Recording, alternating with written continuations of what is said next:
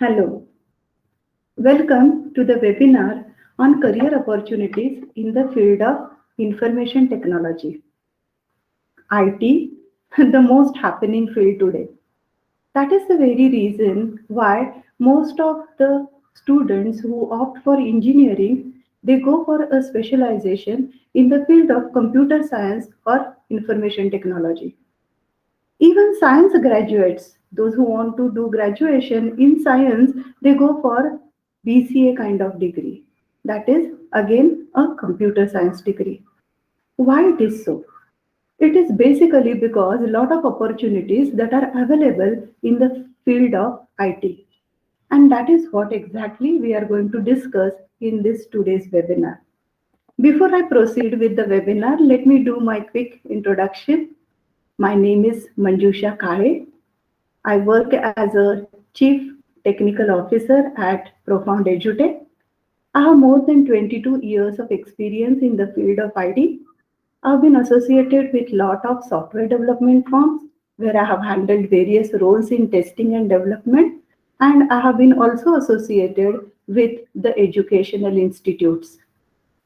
I'm ISTQB certified test professional. I'm Sun certified Java professional and I'm HP certified automation engineer. Coming to a field of information technology. Students, right now you are at the stage where you want to get into a professional course which can give you a good job as a fresher in the field. Not only that, 35 40 years that you will be in that field, you want to get good career opportunities for your growth and success in that career. So coming to information technology, there are ample of career opportunities that you can see. It is one of the fastest growing sector worldwide.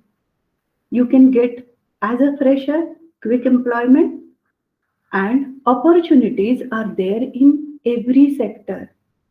Information technology, let me tell you, doesn't work in isolation at all, and it also overlaps the other sectors. So, as an IT professional, you can also look at getting jobs in other sectors.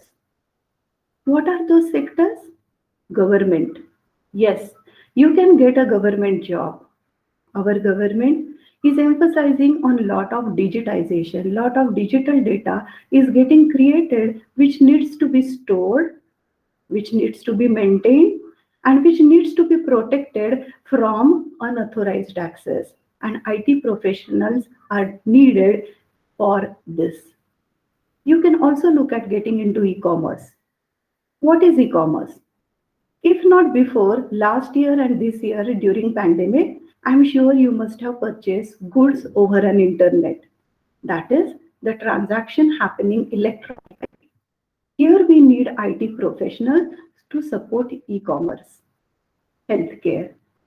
I'm sure you must be aware most of the big hospitals have IT infrastructure.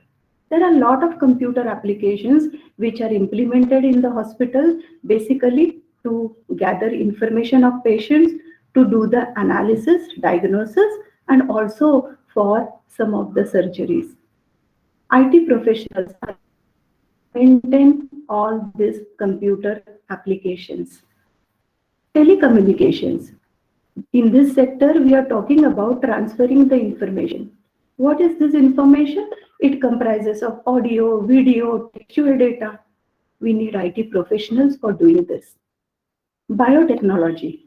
You must be wondering why biotechnology?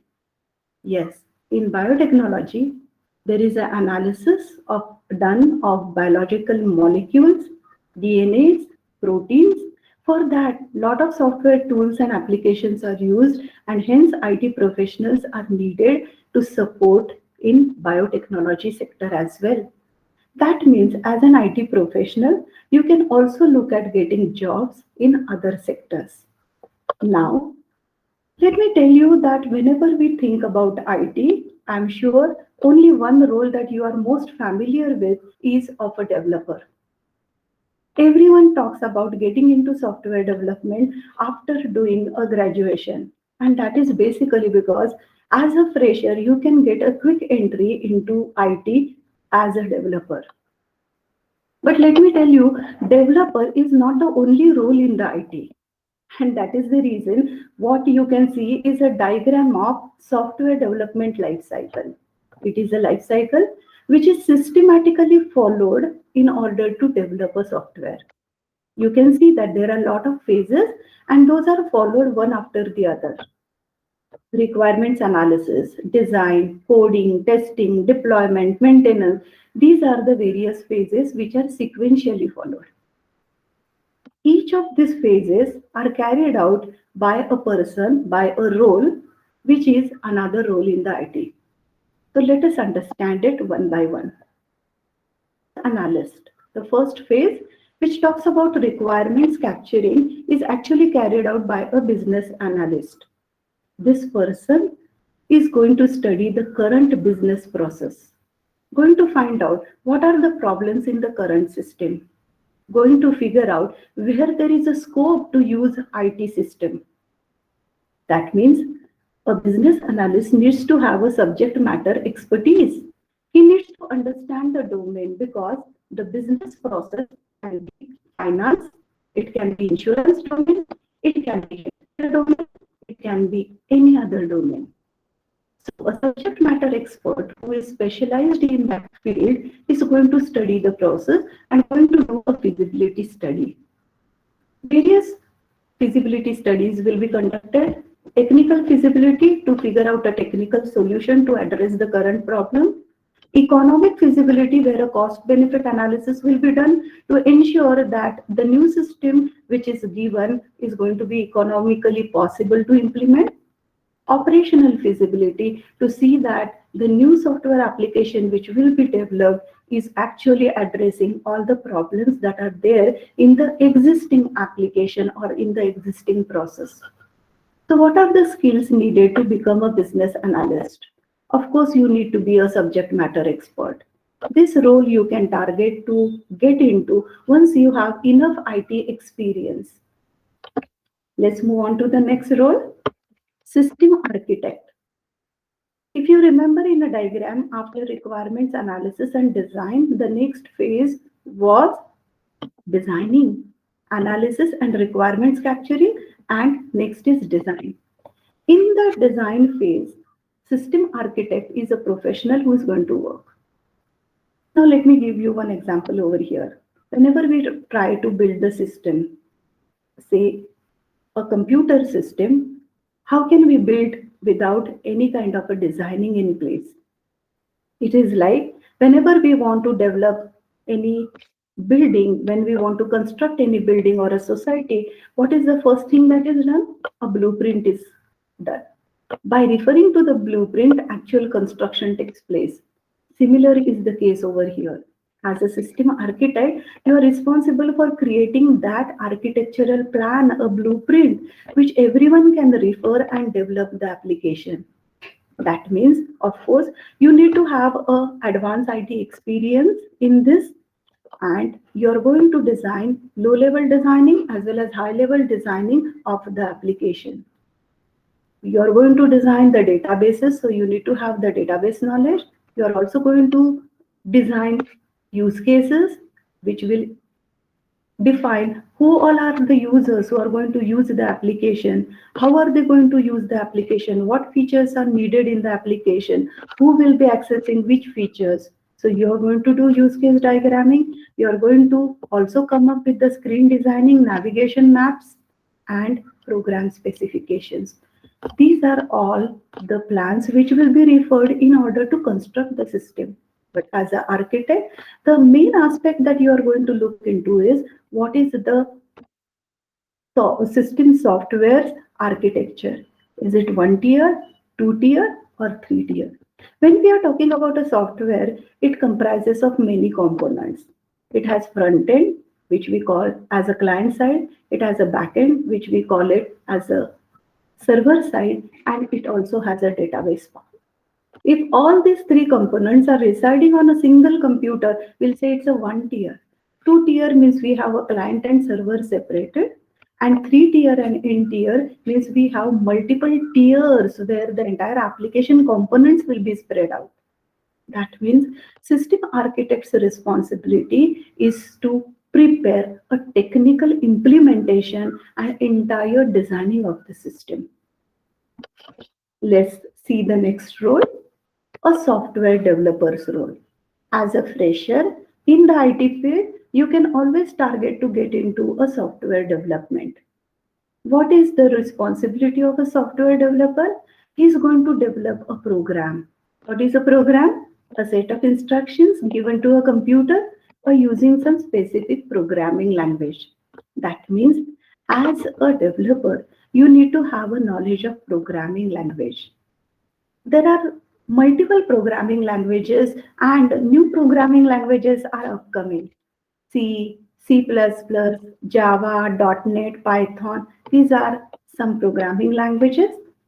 You should be also aware about the coding standards that you need to developing program. Because when you talk about the entire software, it will comprise of number of such programs written by different developers. You are going to work in a team of developers. Anyone should be able to refer to your program and should be able to understand your program. So it is necessary that you follow the coding standards. Whenever you will be writing a program, you will be running that program to see that you are getting a required output. And if you are not getting the required output, then you will have to find out which is that line of code which is not giving the correct output. That is called debugging techniques. That means as a developer, you need to have a programming skills as well as debugging skills. That means as a software developer, you can learn the programming languages and try to get into this field. But you're not going to always be as a software developer because you may join as a junior software developer. After a few years of experience, you will become a senior software developer, then a lead, then a manager, and then you can target to become a project manager or a program manager. This is how in this field you can go up the ladder. Like a software developer, there is a different role, web developer. How it is different? Web developer is going to focus on designing the front end part. And that is the reason front end technologies web developer should be well versed with. Here, websites of the companies that we see today, some are static websites, some are dynamic websites. Web developer will be responsible for creating such websites. He needs to have a knowledge on HTML, that is hypertext markup language, cascading style sheet, because he needs to see that the interface which he is creating, the look and the feel of a website is pleasant to the eyes. You can also use Bootstrap. You can learn Bootstrap because it has a lot of ready-made templates which you can use to make the user interface of the application attractive. You can develop a web application by using JavaScript, Angular, React, and of course, once the web application is ready, you should be also able to publish it. So as a web developer, you should also know web publishing tools. You as a fresher can target to be a web developer. In today's world, companies are looking at getting an employees which are multi-skilled. They should be able to develop an application end to end. Now, when I'm talking about end-to-end application development, that means I'm talking about a professional who is able to develop a front end, who is able to develop a back end, and as well as knows database programming. So when I'm talking about a front end or the client part, a developer should know HTML, CSS, Bootstrap, JavaScript, Angular, React. These are the technologies with which a front end will be developed. A professional should also have a backend language knowledge, either Java. When we talk about Java, there are Java frameworks like Spring, Spring Boot, Hibernate that a person should be familiar with. If a development is decided to be done in .NET, then person should also know C Sharp, ASP.NET, and .NET frameworks like MVC, WCF, WPF, a knowledge of Python, PHP, Ruby, depending upon what is the backend language that is chosen by the organization, you should have the skills. You should have a good knowledge of database. Database can be MySQL, it can be NoSQL, Oracle. So depending upon the choice that is done and decided during the technical architectural plan, a full stack developer needs to have a knowledge of these technologies in order to get a job as a fresher in full stack development role. Let's have a look at another role, that is multimedia developer. This role is basically for a people who have a visual artistry. Here we are talking about multiple medias. What are those media? Those medias can be graphic, images, text, sound, video, animations. All these medias are integrated together in order to create either a multimedia presentation or a educational or entertainment products or CBTs. What are the skills that are needed in this role? You must know how to do editing of audio and video. You should know multimedia authoring tools. And of course, as I mentioned before, visual artistry with a relevant certificate in multimedia will help you to get into a multimedia developer's role as a fresher. If you remember, in software development lifecycle, the phase after development is testing. You can target to be a software test engineer, provided you are curious by nature. Because as the name suggests, software testing. Testing means to check that developed software is as per user expectations. All the functionalities are working as expected. Not just that, we also want that application should have a good interface, user interface. It should be pleasing to eyes, right? It should be also user friendly. Here I would like to give you an example. Many a times we download applications on a mobile and we try to use them. And then we find out that no, I'm not able to figure out how to use it. We just uninstall it within a minute. That means application which user is trying to use should be user friendly. User should automatically get guided within an application. So when we are talking about a role of a software tester, a tester is responsible to see that application functionalities are working correct, it is user friendly, user interface is pleasing, and also one of the very important aspect, performance of the application.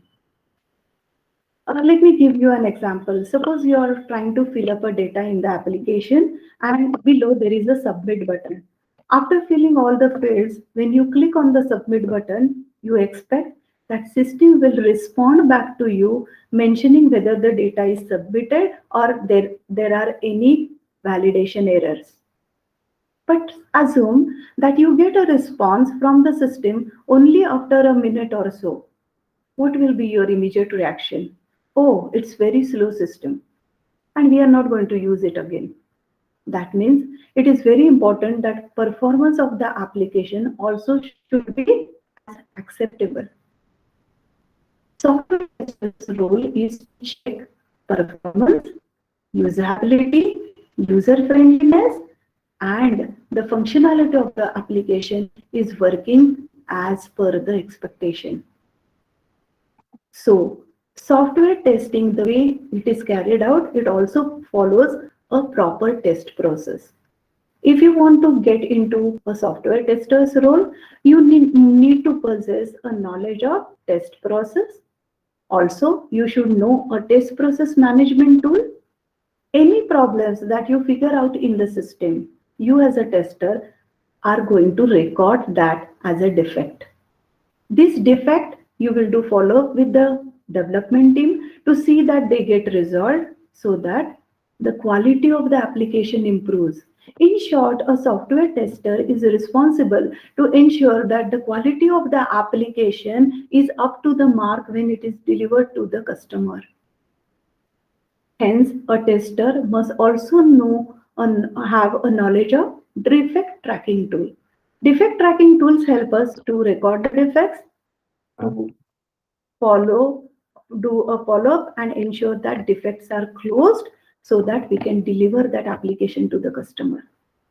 Now, when a software test engineer is manually testing the application, that means human intervention is involved, it is called manual testing. But there is automation testing as well. And one can even target to get into a automation testing. For doing automation testing, what is an automation? A use of a tool to test the application. There are a lot of automation tools. To name a few, Selenium WebDriver, UFT. So if you want to become automation test engineer, you need to have expertise in these tools. You will join as a junior software test engineer. After gaining experience, you will become senior software test engineer, then a lead, then a test manager, and end-to-end test manager. So again, in the testing field, there are various roles that you can look forward to in your career. Now, let's understand a role of a database administrator. Let's see what the database means. Database is nothing but a collection of the data. This data is captured by our software application. But this data needs to be organized and stored in such a manner that it is possible to retrieve this data quickly. For example, have you ever thought that after you log into any application, how you are able to see only your data? Let's take an example of email application. As we log in into email application, we are able to see only our emails and we are not able to see anybody else's emails. Why it is so? Because when data is stored in the database, it has some unique values with which it is stored to identify a particular record belongs to which user. This unique key is nothing but a primary key in the database. That means data is well organized in the database in the form of the table and there are primary keys so that constraints in the database are followed. No two record will have duplicate values for the primary keys. Database administrator is a person whose role is to see data in the organization of the application is stored systematically, and while retrieving the data, users are not facing any difficulty. So database administrator needs to have a good sound knowledge of databases like MySQL, Oracle. He should be able to also write the queries in structured query language, that is SQL, which is used to store the data in the database, manipulate the data in the database, and retrieve the data. Yes, as a fresher, you can also get into this role if you have a sound knowledge of databases. Let's have a look at a data analyst role. In this role also, as a fresher, if you have a knowledge on SQL programming, CSS, JavaScript, and data modeling techniques, yes, you can get into a data analyst role. What does a data analyst do? Data analyst is going to design, review, and implement the databases in the organization, organize and analyze that information, and look at updating and maintaining the that will be provided by the analyst is used by the top management to find the solutions for the problems. Now, I'm going to talk about a very interesting field now, and nowadays artificial intelligence, machine learning are dominating a field of computer science. I'm sure most of you are also looking at getting into the field, into this field. Let's understand, but what is artificial intelligence? We have been always saying that human beings are superior than the machines. Why? Because we have intelligence. Now, same intelligence we are trying to incorporate in the machines so that they are also able to think like a human being. Let me take an example, because many a times we use the application, but we are not aware that it is actually a artificial intelligence. We are nowadays not worried when we have to go to a place where we are not familiar where it is. Why? Because Google Maps is there to assist us. Google Maps is going to find out your current location and going to suggest you the path to go to a particular place. If that route is crowded, it will also suggest you alternative route. How it is happening? Because of the artificial intelligence incorporated in this application. Many a times, a word processors, when you are typing and a mistake happens from your end, there is a auto correction provided. This is nothing but artificial intelligence. Machine learning, which is also a subset of artificial intelligence, is getting used nowadays. What is machine learning? Here we are going to feed lot of data to a machine so that based on that historic data, machine will have a capability to predict or to take the decisions. Let's take an example. Nowadays we are talking about automated cars which have machine learning incorporated. What happens? Car is automatically able to sense the obstacles on the road. Car is automatically able to sense if any pedestrian suddenly comes on the road. Car stops at the signal when it is red. This is all nothing but machine learning application. We are using Alexa, we use Google Assistants, where we get queries. Even Alexa is able to answer the queries correctly, book our schedules. How it is happening? It is because of the application of machine learning. Deep learning, which is a further subset of artificial intelligence and machine learning. Here we are trying to mimic human brain. The way the human brain does the processing of the data, in a similar manner, data which we have fed to the computer, the processing of that will happen for creating the patterns with which machine will have a capability to do the future predictions, to solve the complex problems. So the applications of artificial intelligence, machine learning, deep learning, we have started now seeing in this field. And this is one of the most interesting field for all. So when we talk about data science, where all these three aspects come, here we are talking about gathering and analyzing large sets of data. And how is that data? Need not be always structured. It can be unstructured data, like a data that comes from the email, the data that our smart devices are capturing, or the data which we are capturing through social media feeds. It doesn't have a specific structure, so we call it as unstructured data.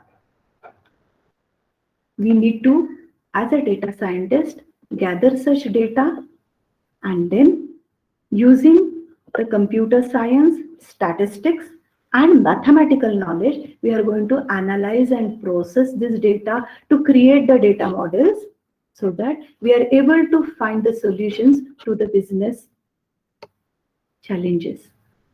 What are the skills needed? You need to know Python as a programming language or R programming for getting into the field of data science, which is a very interesting field. One of the upcoming technology in IT is cloud computing. Now, first of all, let me explain to you what is a cloud. Cloud is to get some services over internet. As just a beginner in the IT or a small organization, they may not be able to afford big IT infrastructure. They can always go for a cloud resources. Why? Because a cloud, which can be either a public cloud or a private cloud, public clouds like Microsoft Azure or AWS, they provide infrastructure as a service. That means any small IT organization need not invest in the infrastructure. You can get servers, virtual machines, network, even operating system and the storage space through a cloud. You can also get, like infrastructure, a platform as a service where if you want to do the development, if you want to do the testing, the environment that you need, or even for a deployment environment that you need, you can get it through the cloud. Even nowadays, there are cloud subscriptions for a software usage where you get a software as a service. So you do not have to get into the heavy cost of licensing of the softwares, but you can just go for a cloud subscription. With this upcoming technology, there are various roles in this area also. Let's get familiar with that. As a cloud developer, that means you are going to be responsible for developing cloud solutions for your customer, where you will be developing and integrating those solutions. As a cloud architect, you are going to be responsible for designing overall strategy of cloud usage for a particular company or as per the business requirement, where you need to have expertise to work as a cloud architect. Cloud security analyst, where of course you are responsible for a security of the cloud system. So for your customer, you are going to give the best fit technology to ensure that the cloud security is maintained. As a cloud database administrator, you are going to be managing the cloud-based data services and the data sources. So for any organization or for your customer, you are going to be responsible for identifying which data management system they should go for and what should be the security provided for them. You can also get into a role of cloud network engineer as a fresher. What is your role? You are going to design and plan the cloud network solution for your organization. So many a times you are going to work on premises and cloud-based hardware and software to allow all the authorized users access to the cloud resources. Isn't it interesting? Now, up till now, I was talking about all software related roles. Now let's talk about hardware. When we talk about hardware, here typically we are talking about computer hardware components. We are talking about CPU, motherboard, circuit board, chips. So a person who wants to get into a hardware engineer role needs to know how to assemble a computer, how to do the installation of the computer systems, how to do the installation of operating systems and softwares so that the peripheral devices, like there can be printers, input devices, keyboards, mouse, are appropriately connected to the machine. Any machine, if it is down in an organization, then it is a responsibility of a hardware engineer to get it corrected, to get the problem fixed. What are the skills needed? If you have a degree in computer engineering or electrical engineering and a knowledge of computer hardware, that should be sufficient for you to get into a role of hardware engineer. Let's have a look at a role of network engineer. Let's understand what is a network. In a typical organization, you will never find a computer which is working as a standalone. There will be number of computers and they will be connected to each other by using some networking topology. Why it is so? What is the benefit of doing that? Once your computer is on the network, your computer can access the resources which are kept at a common. That means every computer need not have a printer. If there is one printer and multiple terminals are connected in a network, all computers will be able to use that printer if they are in the same network. There can be storage servers where you want to store your data and not on your computer. If you are in the network, then you can use such shared services. So what is the role of a network engineer? Network engineer is going to set up the network, and if any computer is down in the network, will ensure that every computer gets a network coverage. How you can get into this role? You need to have a degree in computer engineering or electrical engineering, and a specialized certification in networking will surely help you. There are a lot of certifications which are also related to Linux, which are Red Hat certification, and there are certifications which are related to Cisco also. If you want to get into the further roles in networking, it is better that you go for such international certifications, which will surely help you to move up the ladder. Now we have come to almost the end of this roles that we are seeing. A tech support engineer's role. If you're not fascinated or don't have interest to get into any of these roles, but you want to be in the field of IT, then yes, tech support engineer's role may interest you. What are your responsibilities? To provide a technical support and troubleshooting. To whom? To the end users. These end users are generally going to be the employees of your organization, where they are trying to use the applications, because almost in every organization you will see number of applications, computer software they are using and are implemented.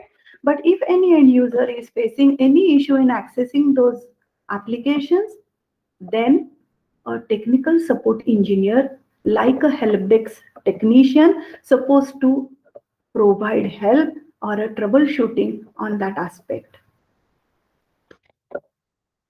How you can get into this role? What are the skills needed?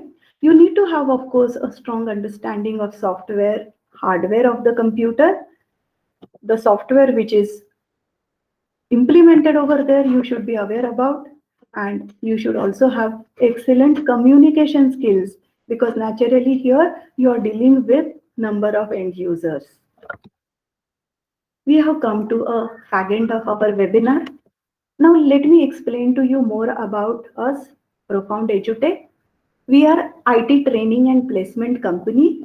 We have a pool of qualified experienced trainers with us, freshers in the field of IT, like BE, BTech, who have done computer science or IT, or even non-IT engineers, join our courses to get into the field of information technology, to get into the various fields that I talked about. Courses that we have at Profound EduTech is a blend of classroom sessions and enough hands-on sessions. All the courses that are designed to try to bridge the gap between academics and the industry need. And that is the reason you can see the numbers that I'm displaying. 6,000 plus students have been so far. We have exclusive campus for our profound students. We have a very good connect with 3,000 plus corporates connected us in Maharashtra and MP. 1,000 plus colleges up till now we have conducted training as well as given the campus placement service. We have lot of courses. Some are diploma courses, some are advanced diploma, but the most preferred course today is full stack, either full stack Java or full stack .NET. We consider that any candidate or a student who is joining our course doesn't have any IT background. Considering that in our course, we start from the scratch. We teach operating system concept, networking concept, database like MySQL, programming with C, object-oriented concepts with C++, core Java, JSP servlet as a part of web-based Java, Java frameworks. Whenever we use any framework in development, it speeds up the development process. Spring, Spring Boot, Hibernate are some of the frameworks in Java which are used heavily in the industry. HTML, CSS, JavaScript, Angular, MongoDB, Node.js, Express.js, These are on the technology front. Also, students perform projects and they are also guided on the soft skill aspects. This is as far as full stack course in Java is concerned. Similarly, we have a full stack course for .NET where most of the course is same except Java technology. Here we teach .NET technology. So we teach C#, ASP.NET and .NET frameworks like MVC, WCF and WPF. There are many courses that we have. Our diploma course, which is 2 months course, advanced diploma course, which is 4 months, and advanced plus plus, which is a 6 months course. We have courses on Java, .NET. We have full stack developer courses. We have courses in data science using Python programming language. There are many short-term courses that we have. I'm just listing 3 most famous. Python, Angular, and AWS are the preferred courses. So in order to get into a IT field, most of the engineers join our courses even at 3rd year or 4th year of their graduation. So I think I've been able to throw light on the various opportunities that are available in the field of IT. Thank you very much for your time. I hope to see you soon in this IT field. If you have any queries further or you want to contact me, you can dial these numbers or you can also go on our website www.profoundedutech.com to get further details. Thank you.